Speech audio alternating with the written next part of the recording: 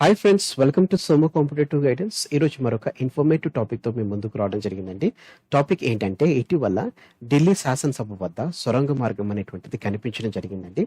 ఆ సొరంగ మార్గానికి సంబంధించినటువంటి పూర్తి వివరాలతోటి ఈరోజు వీడియో చేయడం జరుగుతుందండి.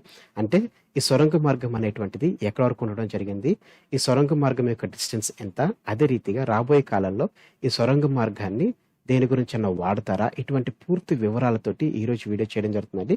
సో ఫ్రెండ్స్, ఈ వీడియోని చివరి వరకు చూడడం మర్చిపోకండి. అంత మాత్రమే కాకుండా ఈ వీడియోకి సంబంధించిన లింక్ అనేటువంటిది మీ friends and family members, relatives ప్రతి ఒక్కరికి ఈ వీడియో షేర్ చేయడం మర్చిపోకండి. వివరాల్లోకి వెళ్ళేదానికంటే ముందుగా మన సోము కాంపిటేటివ్ గైడెన్స్ నుంచి అప్లోడ్ చేసినటువంటి పంజ్షీర్ తాలిబాన్లకు తలొగ్గన ప్రాంతం అనేటువంటి వీడియో మీరు ఇంకా చూడనట్లయితే ఈ వీడియోకి సంబంధించిన లింక్ అనేటువంటిది కింద డిస్క్రిప్షన్ బాక్స్లోను, అదే రీతిగా రైట్స్ అనే ఇన్ఫర్మేషన్ ట్యాగ్లోనే మీకు ప్రొవైడ్ చేస్తానండి. ఆ లింక్ మీరు క్లిక్ చేసిన వెంటనే డైరెక్ట్గా మీరు వీడియోలోకి వెళ్ళిపోవడం జరుగుతుందండి. ఈ వీడియోలో పంజ్షీర్ ప్రావినెన్స్ సంబంధించినటువంటి పూర్తి డీటెయిల్స్ అనేటువంటిది మీకు పొందుపరచడం జరిగింది అనమాట అండి. ఇక మనం ఏం మాత్రం లేట్ చేయకుండా ఈ రోజు టాపిక్లోకి వెళ్ళిపోదామండి. ఈ సొరంగ మార్గం వివరాలు మనం చూసుకున్నట్లయితే కనుక ఢిల్లీ అసెంబ్లీ స్పీకర్ అయినటువంటి నివాస్ గోయల్ గారి ప్రకారం ఈ సొరంగ మార్గం అనేటువంటిది శాసనసభ నుంచి ఎర్రకోటతో కలుపుతుందని చెప్పేసి తెలపడం జరిగింది అనమాట. అంటే ఢిల్లీ శాసనసభను ఎర్రకోటను ఇది కలుపుతుందని చెప్పేసి గోయల్ గారు తెలపడం జరిగిందండి. ఈ సొరంగం ద్వారా ఆనాడు బ్రిటిషర్లు స్వాతంత్ర సమరయోధులను కదిలించేటప్పుడు ప్రతీకారం తీర్చుకోవడానికి అని చెప్పేసి ఈ సొరంగ మార్గాన్ని వాడేవారని చెప్పేసి గోయల్ గారు తెలపడం జరిగిందండి.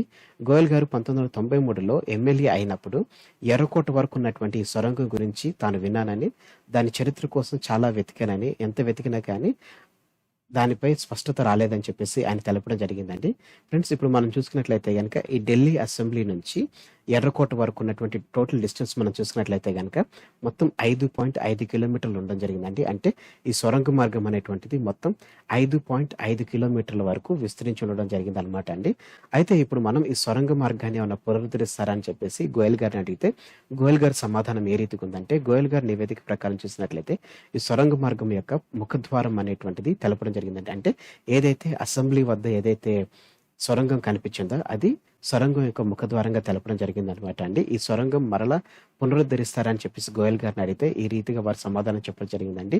ఇప్పుడు చేసినటువంటి మెట్రో ప్రాజెక్టులు కానీ లేకపోతే మురుగునీటి కాలువల వ్యవస్థ ద్వారా ఈ సొరంగం యొక్క మార్గాలు పూర్తిగా నాశనం అయిపోయాయని చెప్పేసి గోయల్ గారు తెలపడం జరిగిందండి.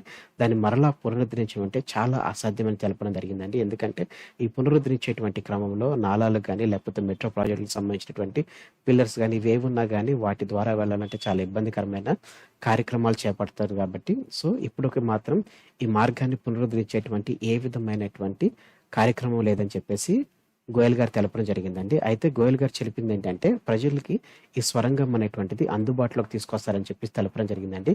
అది ఏ రీతిగా మనం చూసుకున్నట్లయితే కనుక గోయల్ గారు ప్రస్తుతం ఉన్నటువంటి మార్గాన్ని మాత్రమే పునరుద్ధరిస్తామని చెప్పి తెలపడం జరిగింది అనమాట. అంటే అసెంబ్లీ నుంచి ఎక్కడ వరకైతే ఈ సొరంగ మార్గం ఉందో ఆ ప్రాంతాన్ని వరకే వీరు పునరుద్ధరిస్తారని చెప్పేసి, తర్వాత డిస్ట్రాక్షన్ అయినటువంటి ఆ సొరంగ మార్గాన్ని మళ్ళీ వీరు ఏ విధమైనటువంటి కదిలింపులు చేయకుండా అక్కడి వరకే చేస్తారని చెప్పేసి గోయల్ గారు తెలపడం జరిగిందండి.